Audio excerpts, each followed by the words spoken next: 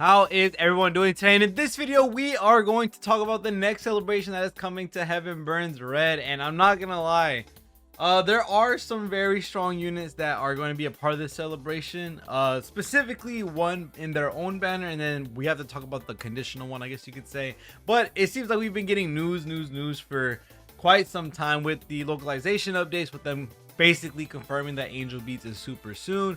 And then now we're into the second half of the Golden Week celebration, with us previously having who's on banner right now, Inori, and then Mia and Risa. So there's a lot of really great units, Mia being one of them, Inori potentially being one of them as well, which I am going to make a video specifically not only talking about Arts Battle, but also talking about what buffs to expect and what units have those buffs. That way, if you have any of those units that you potentially may have, then that means you got a new unit technically, because they're going to be buffs. That's going to be really cool. But with the Golden Week celebration, as you may see, we are going to get Nina and also Isuzu. Isuzu being a really good debuffer, and Nina being a attacker that is going to be for light.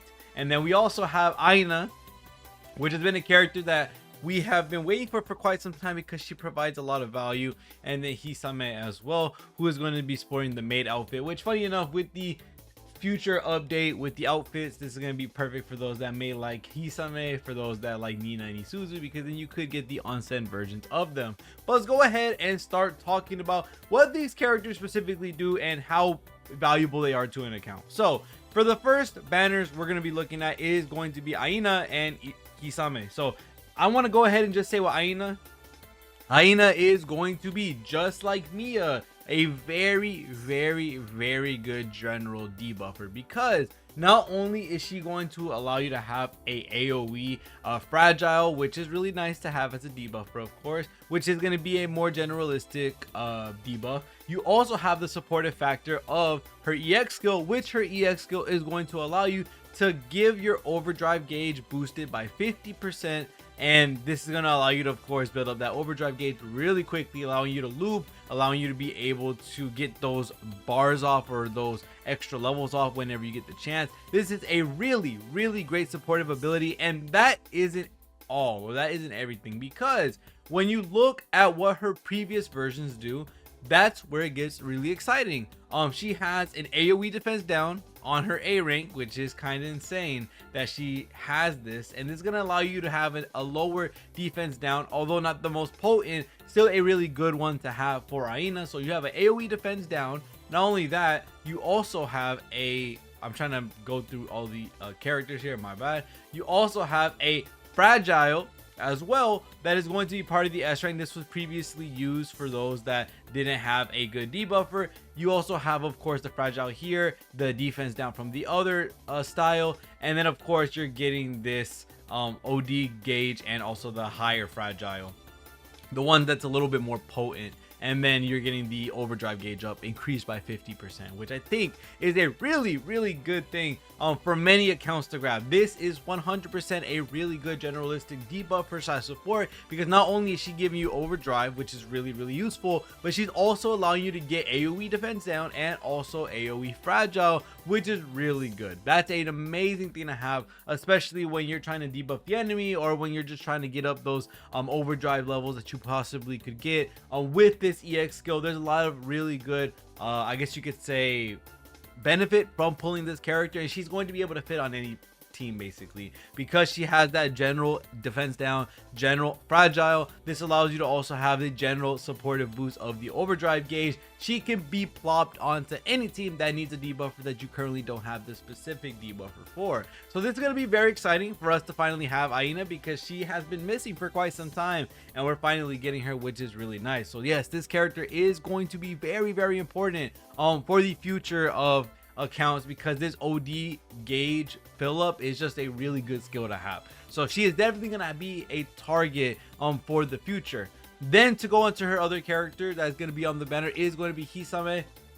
Hisame is just going to be a regular charge character, with her being able to charge herself and then give herself an additional turn. So basically they want you to go from using this into her EX skill, and then her EX skill is going to allow you to do more damage with increased power and a better HP modifier when charged, and you lose that damage buff which is quite a bit. I'm not gonna lie, it's quite a bit of a damage buff. It can go from 11k to 9k when not charged. So yeah, you definitely want to be charged in this. You'll be having a more potent attack, plus having the much higher scaling on the HP damage dealt, which is really nice. Overall, the Hisame is not the craziest thing in the world, not something that you want to shoot for. Of course, if you really want the maid Hisame so that you're able to get this outfit, go ahead, she's really cool. But the main target is going to be Aina because of the supportive ability, because of her debuffing capabilities. This is going to be a very strong character, without a doubt. And not only that, in her limit break 3, she lowers defense by 10% automatically. Like, this is just on them, which is kind of crazy.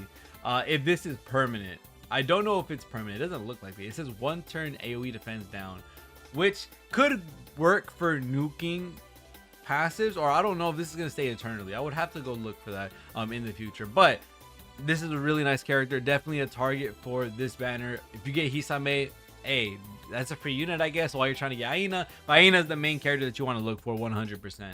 And then the next two characters are going to be Nina and also Isuzu. Nina is going to be a light damage dealer, and she is going to allow you to be able to get a light crit damage up, which is really nice. Allows you to get a lot more damage off when you have the regular crit rate, crit damage on attack buffs, and then you're also getting the light crit damage up, which is really strong. Now, the main thing that we need to look at is that if the devastation rate is over 200%, you do gain a bigger modifier on your hit, which is going to be from a, if I can see it, oh, actually it's period. So you get an extra HP damage dealt plus 50% over 200% devastation, and then without that you do not get the HP modifier. So realistically, as many of the end game modes that we play, you 100% want to go for getting the devastation bar as high as possible, and then when doing so you would end up getting those additional buffs that Nina is going to get. Now sadly, Nina's damage, or her base damage that she does throw out, I guess you could say, is very low compared to our other light counterparts that we may have in the game. Which, if we look really quickly, let's say for Ruka and we go to her SS2, Ruka, if I'm not wrong, has a much higher, well actually not much higher than that one actually. They kind of share the same amount, 9,500 with 9,500. So she's sharing a similar attack value with a release character on EN. And if you look at other characters, like let's say Aoi, then you can see definitely that, you know, some of the characters that have come out are definitely going to have a much higher damage potential than Nina. As you can see, 9,500 with 10,000. If we go to someone like Kanzaki, we'll probably get the same exact thing, which is going to be a 10,000 to even 13,000 when going against a weakness damage, and Nina being at 9,000. So she is going to have a little bit lower of a damage potential, especially if you already have some light units, like having the light Yuina, light Ruka. Who else do we have that's light? I'm trying to remember everybody that we have right now.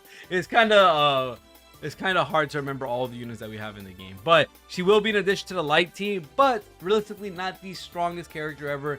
Definitely someone that you could skip easily without having to worry, especially with us having the Thunder team with the Sharo that's going to be coming out very, very soon. We also have a Free Fire unit coming out with Angel Beats, most likely, as they were in JP. So that's a Free Fire attacker. You have a light unit, which is going to be Kanade. That is also something I do want to preface really, really quickly, which is with Kanade. Kanade is going to be the much stronger light character. As you can see right here, 12,000 in potential when it comes to the damage though that she could do for base damage. It's not like she only hits 12,000, no, but this is the base damage at base. She's going to be doing 12,000. That's 3,000 higher than what Nina's able to do. And not only that, she is also able to give herself Mind's Eye, which is absolutely amazing. This is something that not many characters can do to themselves. And then she gives herself a light attack up, which allows you to stack that on top of attacks, on top of crit rate, crit damage, and then of course looking at the light attack up bonus she gives to herself on passive. And this doesn't even talk about if you have Tsukasa, who is the light fielder. She's giving crit rate, crit damage as well. So you just have a really nice synergy that you could have with getting Mind's Eye, crit rate, crit damage, having light attack up from herself, Mind's Eye from herself, light attack up from herself. Like, there's a lot of really great things to look at, especially if you want a light character. Kanade, who is coming very, very soon, will be the better replacement than Nina. So you should not be pulling for Nina, if you are looking for a light character, just wait for Kanade. She is really close. And not only that, we're also looking at Isuzu. Now this is where it gets a little hurtful when it comes to if you want to not pull for this character or not pull on this banner period, because Isuzu actually has an exclusive debuff to her only at the current moment, which is going to be AoE DP defense down, which is actually really insane. And not only that, this is also an AoE defense down, so you're getting 2 defense downs, one regularly, which is a general one, and then the other one is going to be a DP defense down targeted towards DP, which, as you can see, lowers DP defense by 80 to 140%. This is going to allow you to shred these enormous DP bars that some of these endgame bosses do have, or maybe even some regular bosses allowing you to just shred them immediately, which is an absolutely strong debuff to have. And realistically, this is going to be a really great character to have without a doubt, because you're able to take down the defense regularly and it's AoE. Same thing goes for DP defense down. And not only that, if you get Limit Break 3, boost defense down debuff effects inflicted by self by 25%. So this gives you an even stronger debuff, which is pretty important for a lot of these debuffing and supportive characters that allow you to get these higher stats or higher scaling on these debuffs and buffs that you're doing. So this is a really great character to have, especially for the AoE DP defense down and a regular AoE defense down. But the problem is they are paired up with the Nina. So sadly, we're in a moment, or we're in a section of the banners, which I know a lot of y'all are probably saving for Angel Beats without a doubt, because that has been a celebration everyone has been waiting for, and the fact that it's so soon, a lot of y'all are going to be very hesitant on pulling Ayena and also Isuzu. And that's the hard part about it too. Aina is with Hisame. Hisame is not necessarily the greatest character to have, although can be used, definitely not needed. Same thing goes for Aina. Aina is going to be with Hisame, which is going to be half and half character, right? You end up pulling Hisame, I guess, and then you pull Aina, that's good. Same thing goes for Isuzu. Nina's on the banner. Nina's not necessarily needed, although you could use her. She could be an attacker that you could use on your account if you do end up pulling her, but realistically you are shooting for Isuzu. And with the limited amount of gems that we have at the current moment, when we're budgeting our pulls with Ayena and also with Isuzu, it is going to be hard to pull in these characters with Angel Beats coming down the line. So yes, these are going to be 2 really great characters, one being a debuffer fully and being a really strong character in that case as well, and the other being a debuffer slash very strong supportive character. So yes, we got some high value targets this time around for this celebration, but let's go ahead and see what else is going to be around besides the characters themselves. Of course, we're going to be getting a brand new side story event, which of course that we saw coming, and then we're also going to be getting a login celebration bonus, which is going to be another multi-worth if you log in 15 days, which is all really good. Going into the events themselves, we're going back to Medusa for the Anachronies, we're going back to Vertex Crimson for the Anachronies, we're going to get a brand new score challenge as always, and then we're going to get a wishlist recruitment. This wishlist recruitment, if I'm not wrong, I think I should be correct on this one, although it is paid course exclusive, so those that spend on the game will be able to summon on this banner. This banner will allow you, we don't know the full pool yet, I don't think we do. This banner will allow you to choose between a certain amount of characters, and within those characters you pick, you're able to go ahead and pull on that banner that you basically created and pull one of those SS units out, which is actually really cool to see. For those that don't have any of these characters, or for those that don't have many of these characters, it is a really good thing to basically pull out a lot of the SS units you don't have. If, let's say, especially if you can pick 6 of them, I don't know how many you can pick. If you can pick 6 of them and you don't own any of those 6, you come out with a win-win with regardless. And as you can see, Risa is on this banner, so I'm assuming that a lot of the newer units and also Akari are going to be on the banner. So Risa, Miko, who else was with us? Oh, Akari, that was the last banner. And then Meida Oe, Suit Ruka, these are really good characters to have. Mari, who is really great for ice teams. This Yuina is really good for lightning teams, for devastation. I don't know the full pool yet, like I said, but I do think with them including Risa, and same thing goes for even Meida Oe, we have a pretty good pool on our hands, because this means that a lot of the newer units will be a part of this pool, which I cannot wait to see. Maybe I'll be able to pull Miko, because that's a character that I kind of wanted, but I really wanted to save, just because I felt like we weren't going to be needing her anytime soon. But let's go ahead and look at the banners.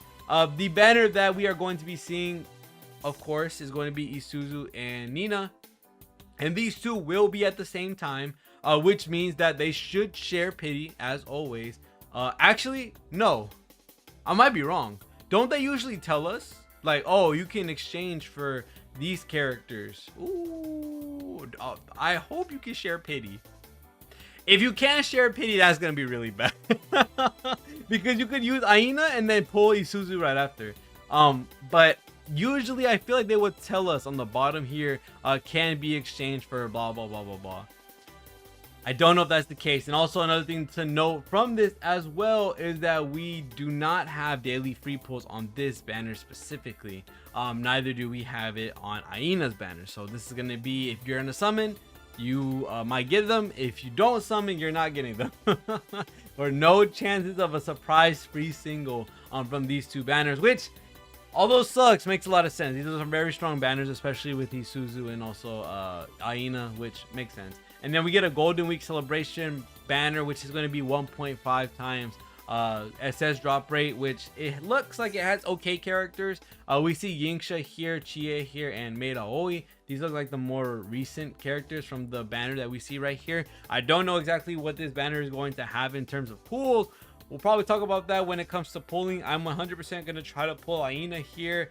If we can't share pity, I don't know if I'm getting Isuzu. This is a really weird banner for us realistically, especially with Angel Beats coming so soon. So we're gonna have to wait and see how all that goes. But man, there's a lot to look at with all these characters coming. Not only that, all this news we've been getting. So on that, thank you guys so much for watching. See y'all in the next one, and peace.